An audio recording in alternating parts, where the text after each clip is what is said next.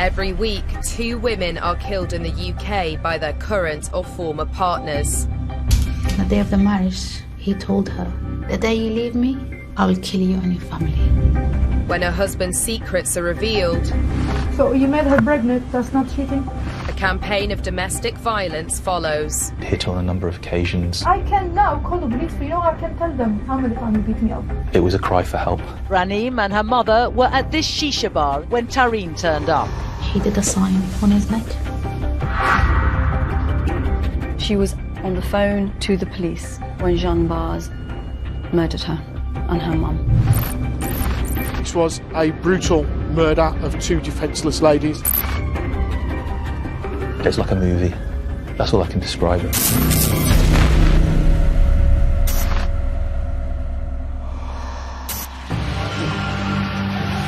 In 2011, a violent civil war broke out in Syria in the Middle East. As the country became increasingly dangerous, civilians were forced to seek refuge across Europe. 22-year-old Raneem Oudeh was one of the 11 million that fled their homes. She came to Birmingham in the UK, where she was reunited with her mother Hawla and other members of the family. She arrived with a lot of hope to start a new life.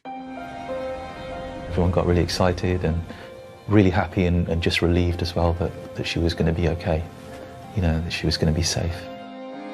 It was the prettiest thing ever. She had a beautiful character and a beautiful soul. I just remember her being quite independent, very sure of herself, very charming, beautiful woman. Now safe in the UK, Raneem's relationship with her mother Hawla was stronger than ever. Both of them can't live without each other. Raneem was very attached to her mom. They were exiled from a brutal regime in Syria. They settled in Birmingham, a vibrant multicultural city with many, many opportunities. Determined to make a life for herself, Raneem enrolled at Solihull College to study English. She was very excited about being able to educate herself and then hopefully find work. Same day I dropped her to the college, the day Jean Bars was sitting in the classroom.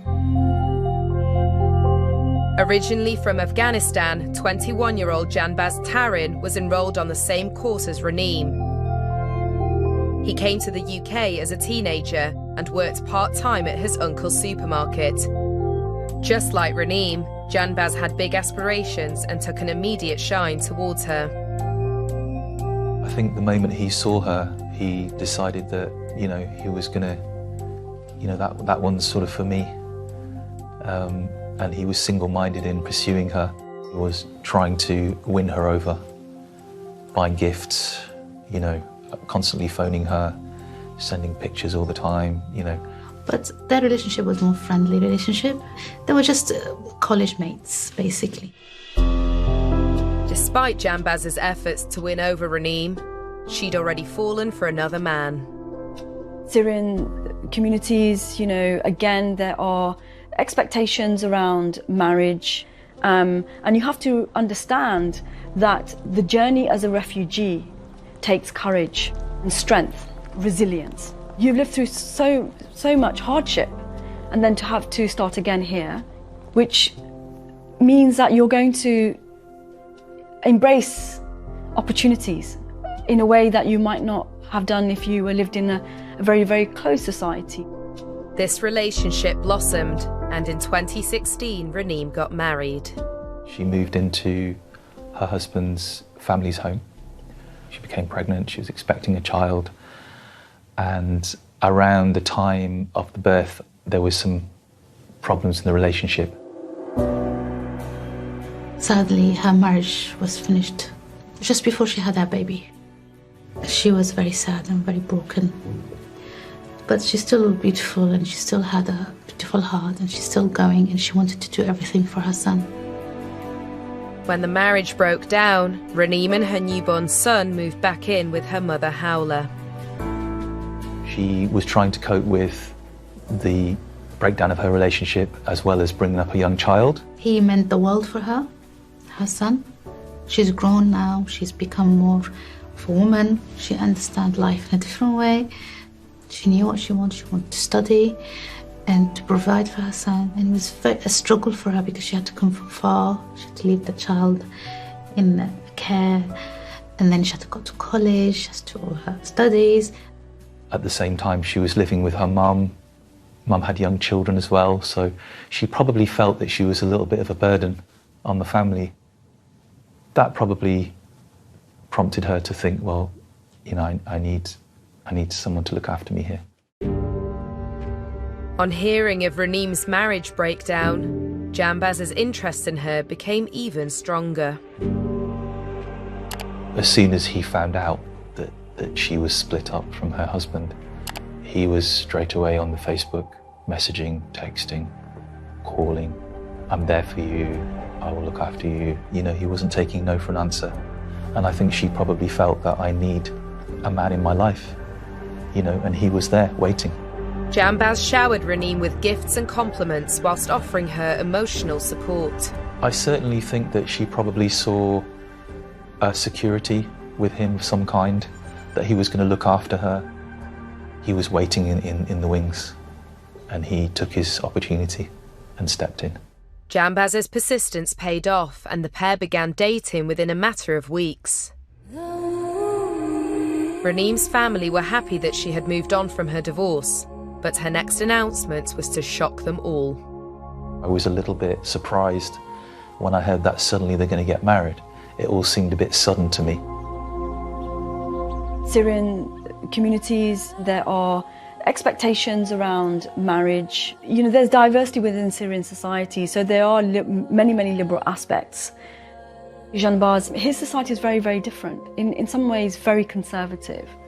So, decided to have an Islamic nikah, basically Islamic marriage, which allowed them as a couple to have legitimacy within their own communities. She got married to him in a small ceremony at home. She was so beautiful that day. Raneem's relatives tried to welcome Janbaz into the family. He's a guy, you can't tell anything about him. So when you look at him, you just think he's an empty shell. I tried to interact with him, but he was very distant. He won't say much, he won't talk much, he won't smile much. It was just... There was one member of his family, which was an uncle there, which again I was a little bit concerned. I thought, his father or his mother's not here. That didn't make sense to me.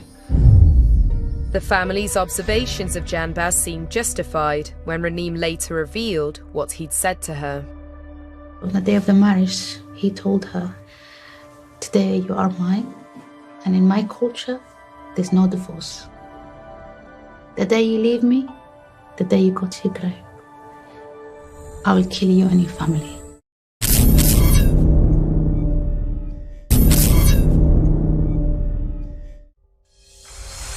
22-year-old single mother Raneem Oudeh began dating 21-year-old Janbaz Tarin after he showered her with gifts and compliments when her previous relationship broke down. He saw an opportunity and he just went in there. You know, he thought, right, this is my chance now. To Raneem's family's surprise, the couple married under Islamic law, having only dated for a matter of months. When I heard that suddenly they're going to get married, it all seemed a bit sudden to me. Probably because she had a child, she felt it might be a good idea to have a father figure around. But on their wedding day, Janbaz made a chilling threat to his new wife. On the day of the marriage, he told her, "The day you leave me, the day you go to your grave, I will kill you and your family." Professor Aisha Gill has studied the culture of Afghanistan's largest ethnic group, the Pashtuns, which Janbaz belonged to. Believed to date back more than 2,000 years, the Code of Pashtunwali sets out standards for individual and communal behaviour.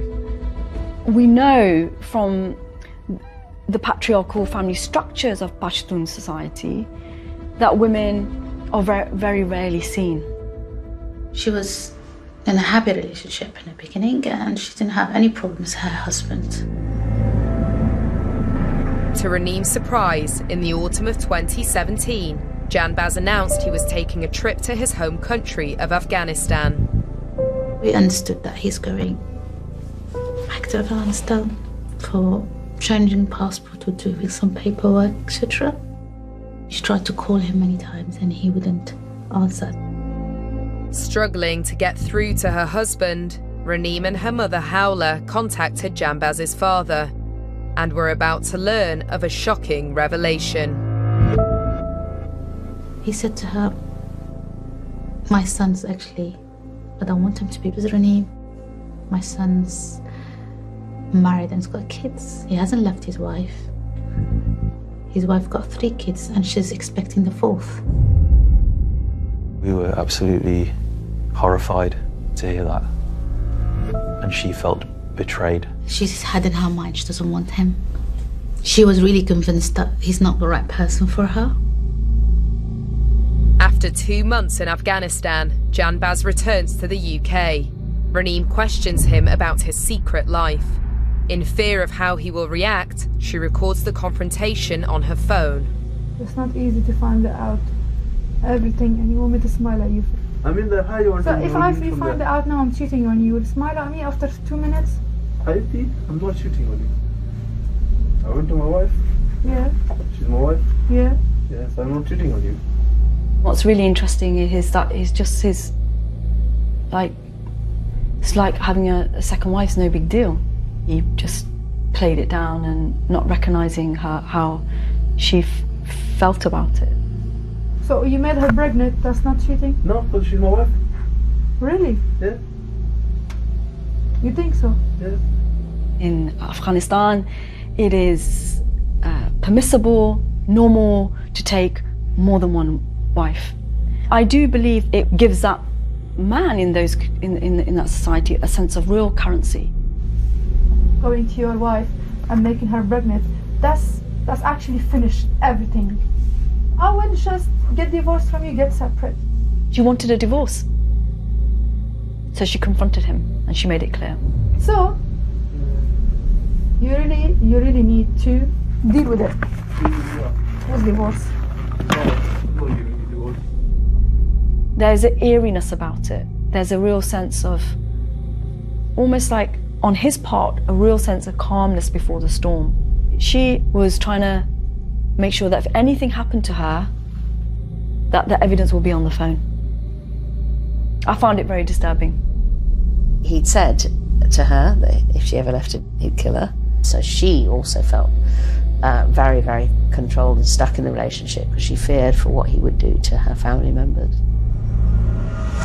Courageously, Raneem left him and moved back to her mother's house in North Down Road, Solihull. This enraged Janbaz. He came to the house and he kicked the door, nearly hit her face. One day he sent me a photo of Raneem's name on his arm being cut. I looked at it, it was all bleeding and everything, and I thought, well, we all thought, okay, it's just, he's a psycho case. When we look at cases where men self-harm in the context of domestic violence, I, do strongly believe that it is about power and control, and the lengths that they're prepared to go to. What she learned from what she saw that day, from that photo, that if I did that to my arm, I can do that to you, or maybe much more. And then the next thing she did, she said, I'm going back with him. She went back. Raneem and her son moved back in with Janbaz, but she soon found herself secretly recording evidence of his violent outbursts towards her. So she recognised that there's danger there, so she needs to put some mechanisms in place. She wanted to get out of that situation where she was being threatened, but at the same time she didn't want it to go too far that he would then do something much worse. I can now call the police, but I can tell them. I can tell them every single thing, how many times he beat me up. They will take you to jail straight away. I can call them, tell them many things about you, Jan. Yeah? So I'm not doing anything.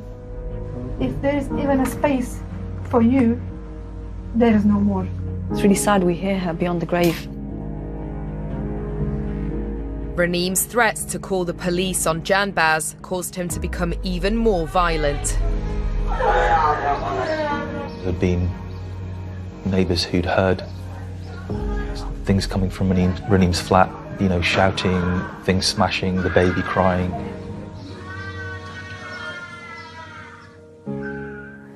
Horrific. Mina, I just get the impression that he's trying to kill her.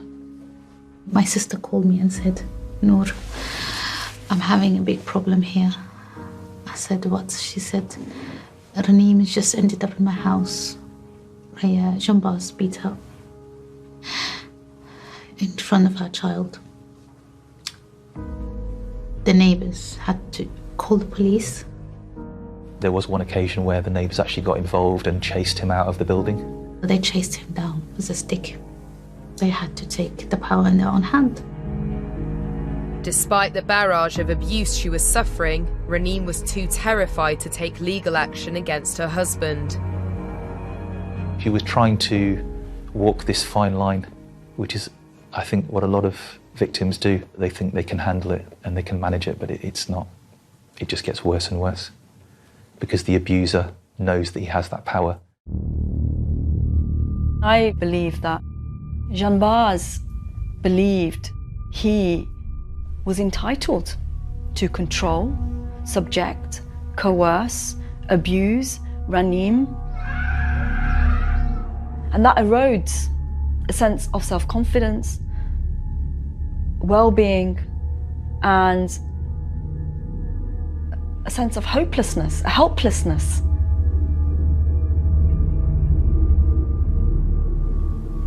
She didn't want to go back to the flat, and my sister went there to have a look from outside. She saw the lights on. The next day, me, her, and Raneem went back to the flat. And we found he's been there. And he's taken her passport and her baby's birth certificate. She called the police and she told them what's happened. She was very upset and very confused on what to do. She looked like she's suffocating. She was complaining with a lot of different health problems. She lost weight. Her moods are very bad sometimes. I said to her, Raneem, do things the right way. Report him to the court. Raneem had finally had enough and applied for a non-molestation order against Janbaz. It's a civil order which kind of states you shall not contact the person, and if you breach that order, it's regarded as a serious criminal offence and you can attract up to 5 years in prison. And when she obtained this non-molestation order, she believed that now she would be protected and that he would be arrested if he breached it. It was a big thing for her to do that, and it took a lot of courage. Although Raneem had taken out the non-molestation order, she feared the repercussions from Janbaz. She felt that, you know, if I put it down on record, he's going to do something, you know, to hurt me or my family. That's a real challenge around non-molestation orders. You know, many women don't take them out. They're too scared because they think that, oh, he's going to kill me. Women are not passive. They are actually doing their own risk assessments themselves. They know that their extent of their danger, and we should not ignore that. Despite the potential to be arrested, Janbaz continued to torment Raneem. He would stalk her by following her everywhere she goes. He knows where she's going, where she's coming, who she's going out with. He was actually driving up and down our road and knew that she was in our property. That was quite chilling, to realise that he was there. We were sitting in the garden, me, Raneem and my sister. Raneem turned around and said to me, Auntie. I said, yes. She said, I feel my time is up soon. he's saying that? She goes, you don't know. One day he's gonna kill me. It was a cry for help. And when a woman cries for help, you have to answer.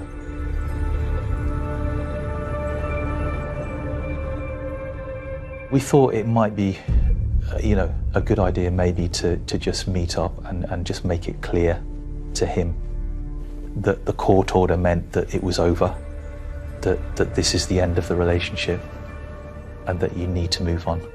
He felt that, why are you involved? This is my wife. How dare you come and tell me what I should do? Here is Raneem's male members of her family who are saying, look, your behaviour is unacceptable. And I think that's a real powerful message to Janbaz. I could tell that he was holding himself back. He was angry inside, but he wasn't. He was trying to show that he wasn't. Janbaz agreed to stay away from Raneem and finally left her alone. It's almost like he's taken her life away. And the minute she felt that she's got rid of him, her life was back. And she was blossoming, even more beautiful than she is. As Raneem started to enjoy life again, Janbaz was plotting. It's like a movie. That's all I can describe it.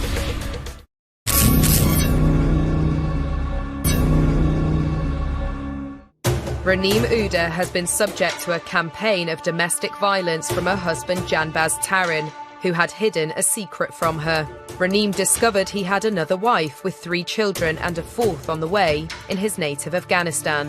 When she confronted him about this, the abuse intensified. So you made her pregnant, that's not cheating? No, but she's my wife.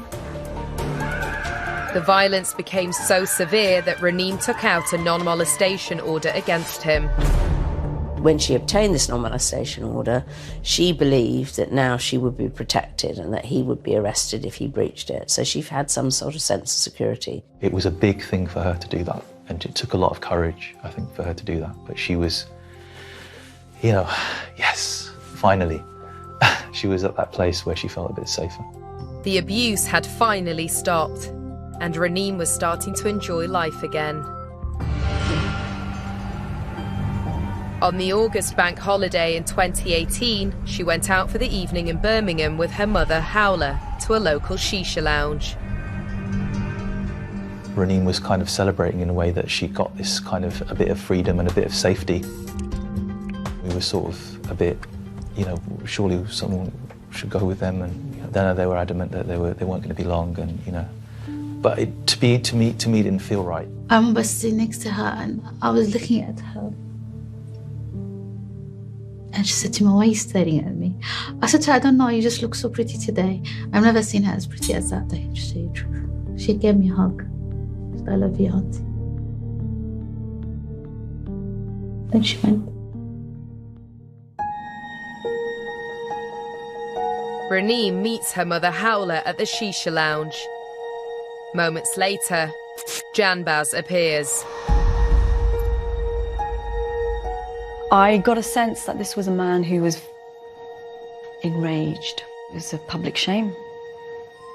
She had gone out for the evening without his consent.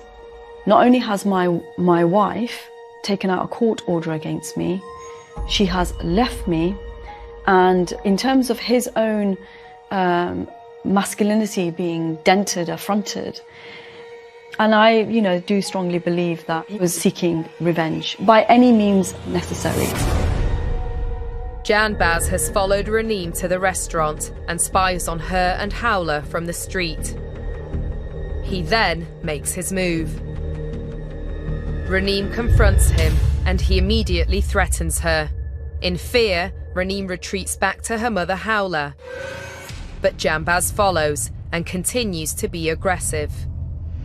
He then turns on Howler, swiping her phone in front of dozens of witnesses. It takes 4 members of staff to escort him off the premises. As he was walking out, he did a sign on his neck. Janbaz has breached the court order against him. so Raneem calls the police. But he has fled the scene and his whereabouts are unknown. Our understanding was that he would be immediately arrested if he came within striking distance of her. That's why she felt safe, because she felt as soon as I pick up the phone to the police, they'll be here and he'll be arrested. He's done what he's not supposed to do. Now, I can show the authority that he's done this to me. Now they'll come and take him away forever. She waited and waited. Her and my sister in the cafe. With no sign of Janbaz, the women decide to leave the shisha lounge before the police officers arrive. Raneem contacts the police again to say that she and Howler are travelling back to her flat. Across the city, Janbaz is arming himself with a weapon. He left the shisha lounge. He went to his dad's shop. His dad has a mini supermarket. He went to the closet and got a 12-13-inch knife, very sharp. He took it and walked out. Raneem and Howler pull up outside her flat, but they've lost the keys. They were really scared, shivering. They called the police again. In search of safety, the women drive to Howler's house in North Down Road, Solihull.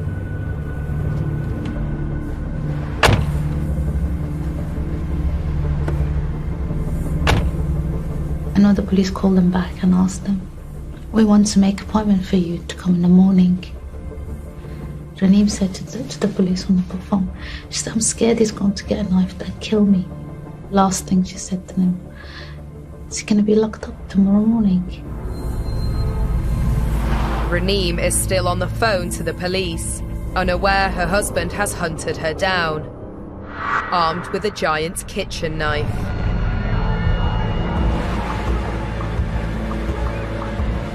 In a frenzied attack, Janbaz plunges the knife into Raneem's stomach.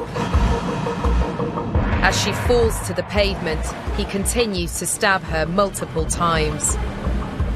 Raneem's phone is still connected to the police.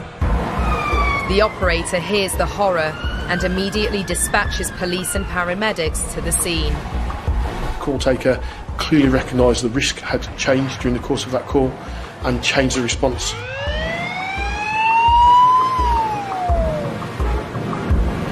Howler struggles with Janbaz as he continues to attack her daughter.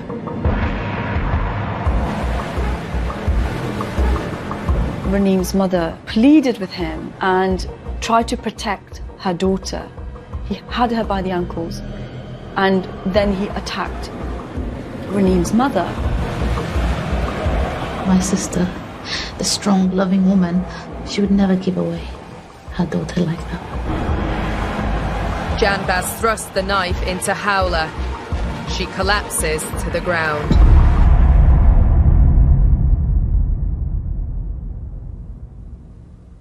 She didn't give up to her last breath.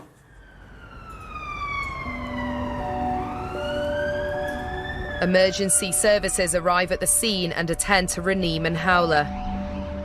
But there is no sign of Janbaz. My husband was waking me up. Noor, wake up. Janbaz has stabbed your sister. By the time we got there, we saw the lights, you know, the ambulance, and my wife just went spare. You know, no, what's happening? Like, you know, she just couldn't compute what was going on. Police cars, ambulances, everything you can think of was there. I couldn't believe my eyes. I didn't want to believe. It's like, this is not happening. It's not happening. And I ran to the ambulance and I could see this beautiful girl with her long hair. That's trying to revive her. She was just asking for her sister. Hola, where is she? I just said to my wife, look, come inside. Stopped her from going over there because I knew that it looked pretty horrific.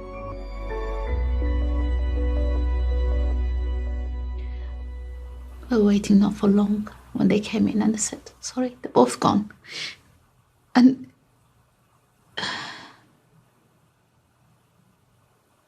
both gone. Police forensic tents marked the spot where his young mother and grandmother died. They were repeatedly stabbed in the early hours of yesterday morning. He attacked her in such a brutal way that you wouldn't actually wish that for your enemy. He made sure that she suffered a lot before she died. This was a brutal murder of two defenceless ladies by a man who had spent the day hunting them down. The police investigating these deaths have launched a manhunt. Detectives from West Midlands Police have been searching frantically for this man, Janbaz Tarin. Police say he is originally from Afghanistan but is thought to be living in the UK legally. Coming up on 5 News, a manhunt for a suspected double murderer. Police launch a huge operation to find 21-year-old Janbaz Tarin. He's dangerous and shouldn't be approached. We employ a raft of tactics and measures to understand how people move around. With the killer on the loose, a £5,000 reward is put up for any information leading to his arrest. To Mr. Tarin, I would say, if you're watching this, we will find you and we will detain you. So make it easy on yourself and hand yourself in. You think he's still in this area? I believe he's still in the West Midlands area. He was still on the run. You know, what if he's round the corner? So I was constantly looking over my shoulder to check, is he here? You know? So it was really quite difficult to deal with that. The whole family were on edge. You're trying to cope with what's happened. And you can't talk to anybody. You can't even talk them, and we were sat in silence for a lot of the time. The police say they've urged Mr. Tarin to do the right thing and let them know where he is. The manhunt went on for an age, what seemed like an age for us, because we were waiting every day for news. There was always, obviously the worry that he was going to come back as well at any point. We were on a shake because he was out loose. He's been threatening us, his family. We had all this grief and we had to all stay in one house. We didn't really feel safe to go outside the house.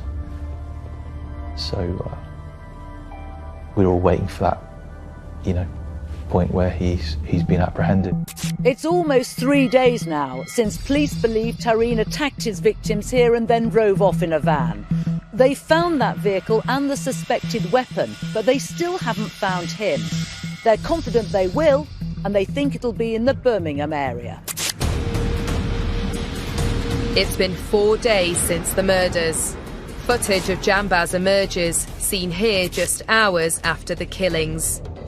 CCTV footage showed him ordering a chicken takeaway as if nothing had happened. I mean, the complete normalisation, as if, you know, you've just murdered 2 women. Finally, a breakthrough.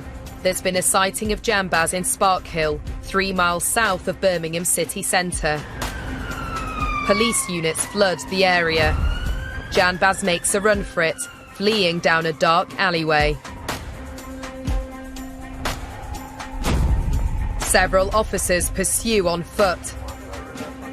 Janbaz jumps onto a car bonnet in a bid to scale a fence, but fails.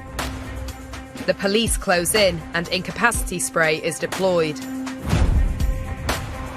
Janbaz is slumped on the bonnet, clutching his face. The police have their suspect. The manhunt is over.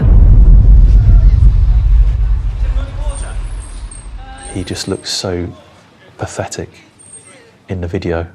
And this guy has done this to our loved ones. We just couldn't believe it. Thank you very much, sir. That's it. Where is your honour now? Boasting about having 2 wives. Just a very devious, cold, calculating criminal. They catched him before he did something else, someone else, because someone like that is capable of doing anything. I want to thank the public for their response to this. As a result, we managed to locate Tarin and detain him, and he's now safely behind bars where he belongs.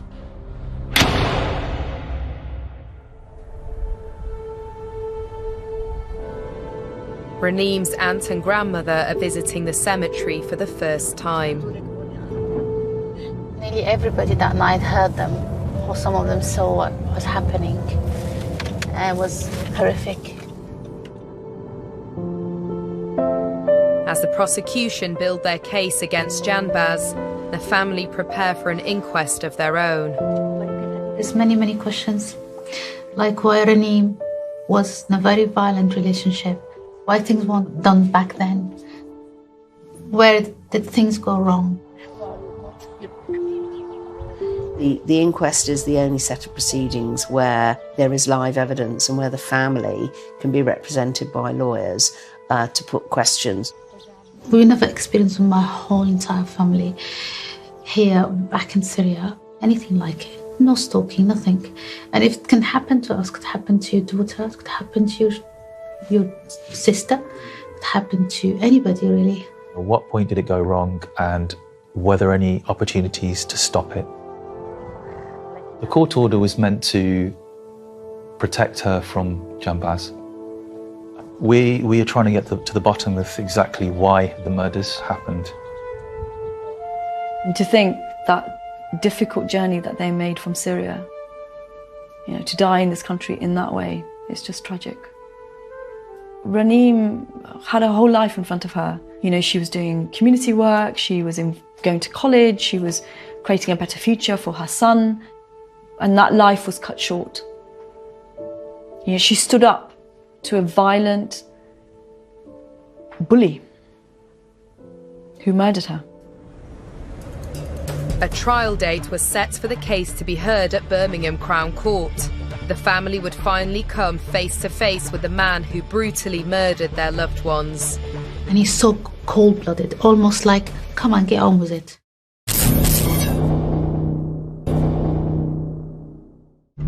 "22-year-old Raneem Oudeh has been murdered by her husband, just months after she unearthed a buried secret. Janbaz Tarin had a pregnant wife and 3 children back home in his native Afghanistan. So you made her pregnant, that's not cheating? No, because she's my wife. Really? Yeah.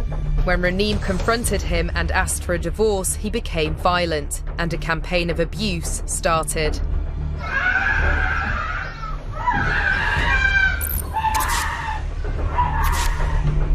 Janbaz fatally stabbed Raneem's mother, Hawla, as she desperately tried to save her daughter. After a 4-day manhunt, police finally have the killer in custody. I, do strongly believe that he wanted to punish Raneem. She had shamed him. She dishonored him. How dare my second wife challenge me in this way? How dare she seek a divorce? How dare she leave me? If you leave, I will kill you and your family.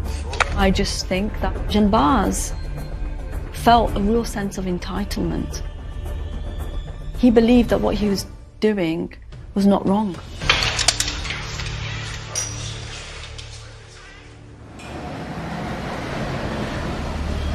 The case is heard at Birmingham Crown Court. Charged with both murders, Janbaz enters the dock and details emerge of his violence towards Raneem. It became evident in the court case that he was physically abusing her as well, that he'd hit her on a number of occasions, slapped her, bruised her. She had bruises on her face, her arms. He'd thrown things around the flat, he'd smashed her phone on a number of occasions, broken into the house, threatened her. There's a lot of things we didn't know. I can tell you something. I would never ever expect to see in my life someone like him who killed 2 women. He's in a court place and he's so cold-blooded, almost like, come on, get on with it. Janbaz pleads guilty to the murders of his wife Raneem and her mother Hawla. I think the evidence was just overwhelming, that it was a cold and calculated plan. One of the neighbours actually had CCTV outside her house, so it was all captured. He'd obviously been advised that he had no defence. In some ways, that was good. So we're going to have to go through a long trial. We have to hear everything. But in another way, I wanted the whole world to see what he's done. It was almost like a professional killing. It was just horrific. He knew exactly what he was doing with that weapon. And it just makes me think we didn't really know who that person was. We had no idea who he was. On the 17th of December 2018, Janbaz Tarin is sentenced to life imprisonment with a minimum of 32 years. I think was a sentence that everybody felt was justice. I think we can say that we got the maximum that was available. When he took their lives, he relinquished his own right to life at that point. He didn't think about the good time he had with Raneem. He killed her brutally. He didn't think about his mother-in-law who left little kids. He didn't think about the little boy Raneem left. He didn't think about his own family. He's got 3-4 kids back in Afghanistan. He didn't think about that. All he thinks about is ego and what he wants.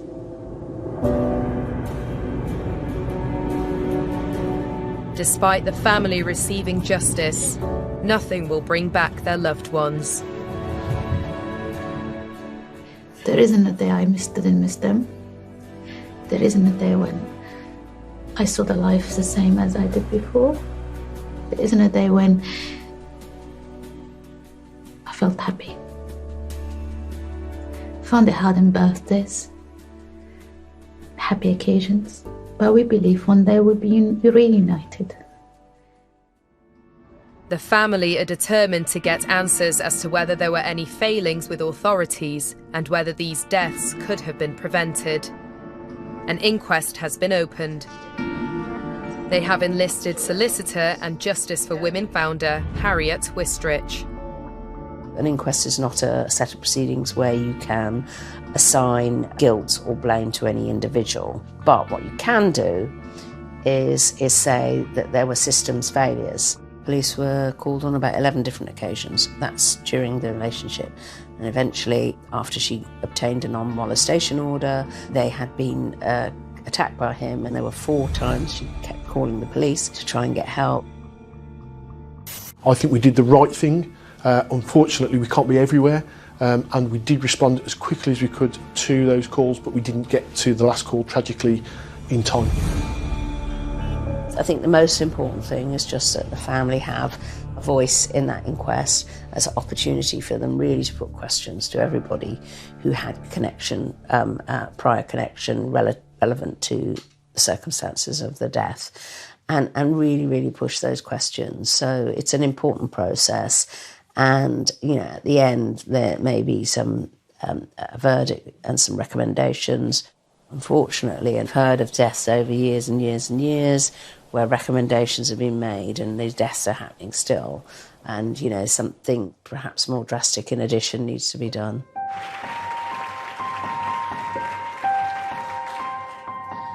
Thank you very much for inviting me for today. Raneem's Aunt Noor is determined that others learn from this tragedy. She shares her story at a domestic homicide conference. The 26th of August, 2018, I've lost my sister and my niece. They were murdered. My niece Raneem came from Syria 5 years ago as a refugee. She came to join the family. It's no good closing the door and crying about your victims. It's better to open the door and talk about them loudly to everybody. If this case doesn't take the country on a different level, if it doesn't change things, nothing would. Let's hope that never happens again. Thank you very much for all this.